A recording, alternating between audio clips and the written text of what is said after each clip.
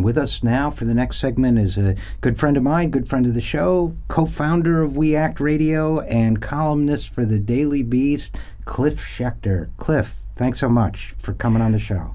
Thank you, buddy. Thanks for having me for a grand kickoff, I guess it is. Yeah, this is like our kickoff launch episode. We had a great party last night. We missed you, but we managed to have fun anyway.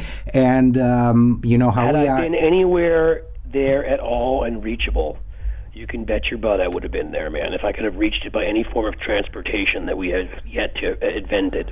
But we don't have that Star Trek stuff that can beam me over, which sucks. So I know. I want that too. But until then, we'll just have to do it remotely, like we're doing this conversation here. And I always love having you on the show, but I definitely wanted you on the show after reading your piece about the NRA convention. As I said in my opening monologue, this stuff is, you called it Preparing for War in Indianapolis, inside the NRA plot to terrify America. I was terrified just reading it. So why don't you tell us a little bit about what you saw?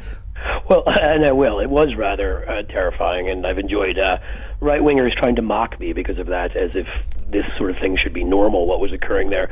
But basically, what you see there, and you saw it, as I said in the piece, they bragged about that there were 9 acres of weaponry and gear, and it's weaponry and gear that for, pardon the pun, that's geared towards war. That's geared towards a conflict, an armed conflict with either other civilians, as a militia. It's not what the NRA used to actually be about pre the late 70s when they were taken over by this far-right faction now. It used to be actually about appealing a lot more to people like you and me. Your background is one we've discussed before. You grew up around guns, RJ. Right, sure. I'm somebody who shot for sport. I competitively shot rifles on a team up in New Hampshire in summers for about 4 or 5 years. They don't want people like you and me anymore. What they want, they realize it's a shrinking demographic of hunters. There's a shrinking demographic of people who own guns in their homes. It's down from about 50% in the 70s to about 32%, so below a third of American households. And they've made the decision that to keep profits high, it's worth it to them if there's some casualties and along the way. And what that means is that there's a certain segment of the populace who are paranoid. You can call them your Rand Paul fans. There's a lot of different names for them, but these are guys that like getting together in militia groups, or are scared that someone's going to come breaking in their door, a black helicopter or a black person for that matter. And so this is what they appeal to in their speeches, and the weaponry I saw, again, I'll say quickly, you're talking about assault weapons, you're talking about 50 caliber rifles that can take down small aircraft, talking about the kinds of magazines. I saw a 110 bullet drum, like the 100 bullet drum magazine used in Aurora in the movie theater massacre, and then all the other gear, the stuff that, what would you use it for unless you have a really crafty deer? Laser sighting, nighttime goggles, night vision goggles, Sharks with frickin' lasers, to quote Dr. Evil. There you go. The only thing missing were the sharks with the frickin' lasers. Right. So, that's what this whole thing, and all the images are geared towards that, they play on racial and religious fears. They demonize the heck out of Dianne Feinstein and Michael Bloomberg and Barack Obama. Double Jews and a black guy, right? Why not Carolyn McCarthy or Gabby Giffords? Right, it's huge proponents of gun safety, because you can't scare people about the urban Jew and the urban black. So you're really talking about pumping up a white sense of tribal war. That's what I'm hearing here, which is arming, and I guess one of the questions I would, and by the way, back in the late 1960s, when the most prominent display of guns were groups like the Black Panthers, the NRA was all for gun control. Maybe that's a coincidence, right. Maybe it's not. But Ronald Reagan was a huge supporter of gun control back then, for that very reason. Passed some good gun control in California. Right. And so let me ask you, what do you think's behind it? Is this a matter of the NRA getting in so much in bed with the wealthy weapons manufacturers that this is just a way to push product and they don't care what the social consequences? Are they just overrun with racists now? Are they just a bunch of lunatics playing a war fantasy game? Or is it kind of all of the above? It's really all of the above. They're not mutually exclusive, Right. obviously, sadly.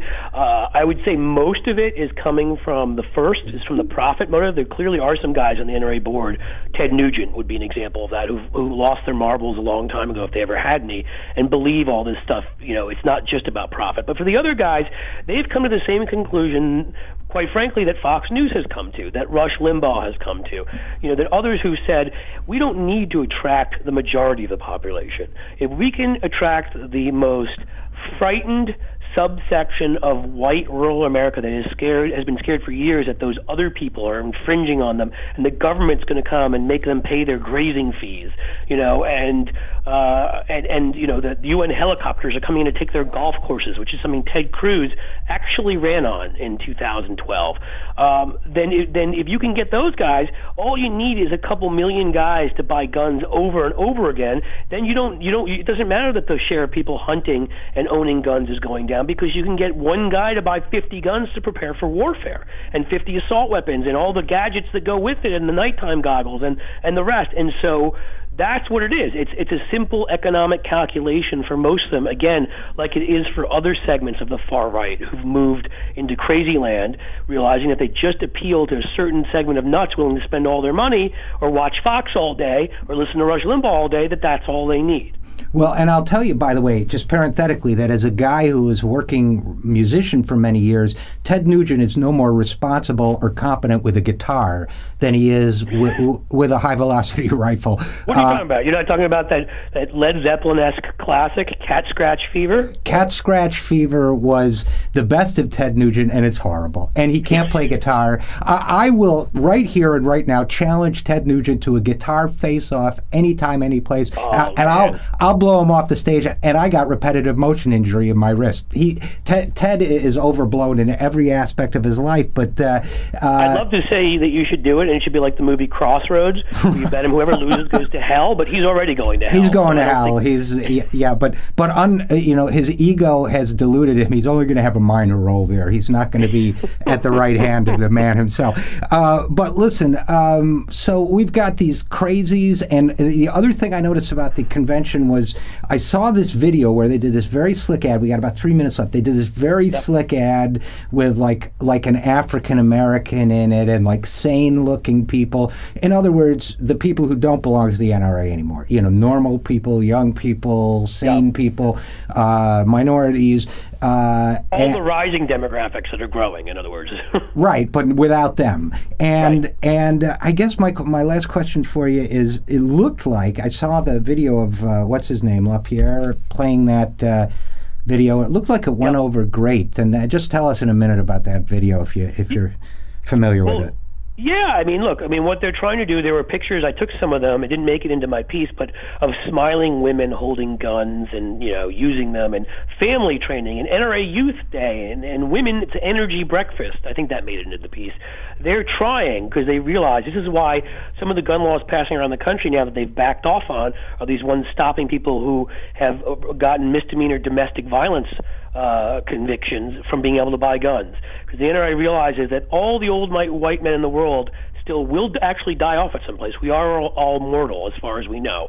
And they're going to have to start appealing to women, and they're going to have to start appealing to the families more. And so they're trying. They're trying to appeal to women and African Americans, but it's at odds with their main message, which is those people who have different values are coming to get you and who look different. So it doesn't seem like they're being very successful as far as I can tell so far. Well, and my message to them is, you want to appeal to women and minorities and people under 40, lose the Nuge.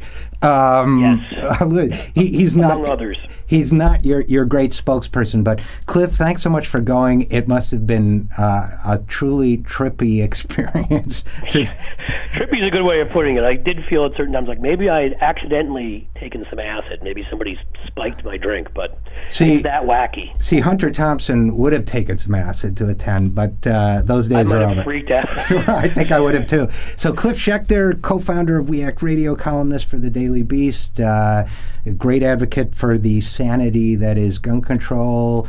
Thanks so much for joining us on the Zero Hour.